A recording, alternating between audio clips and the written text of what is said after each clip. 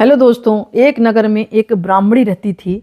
उसके पति का स्वर्गवास हो गया था। उसका अब कोई सहारा नहीं था, इसलिए वह सुबह होते ही वह अपने पुत्र के साथ भीख मांगने के लिए निकल पड़ती थी।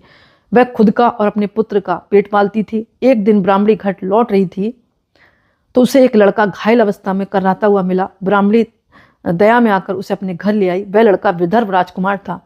शत्रु सैनिकों ने उसके राज्य पर आक्रमण करके उसके पिता को बंदी बना लिया था और राज्य पर नियंत्रण कर लिया था, इसलिए वह मारा मारा फिर रहा था। राजकुमार ब्राह्मण पुत्र के साथ ब्राह्मणी के घर रहने लगा। एक दिन अंशुमती नामक एक गंधर्व कन्या ने राजकुमार को देखा। वह उस पर मोहित हो गई। अगले दिन अंशुमती अपने माता पिता को राजकुमार से मिलाने लाई।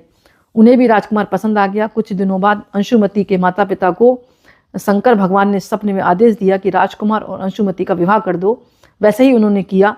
ब्राह्मणी प्रदोष का व्रत करने के साथ साथ भगवान शंकर की पूजा पाठ भी किया करती थी। प्रदोष व्रत के प्रभाव और गंधर्वराज की सेना की सहायता से राजकुमार ने विदर्भ से शत्रुओं को खदेड़ दिया और पिता के साथ फिर से सुखपूर्वक रहने लगा। राजकुमार ने ब्राह्मण पुत्र को अपना मंत्री घोषित कर लिया। मानता यह भी है कि जैसे ब्राह्मणी के प्रदोष व्रत के प्रभाव से इस विदर्भ के दिन फिरे, वैसे ही शंकर भगवान सभी के कष्टों को दूर करें, ऐसा कहा जाता है। एक कथा इस प्रकार भी है। तो आपको कथा अच्छी लगी तो आप अच्छी और बुरी तो कथा में कुछ भी नहीं होता।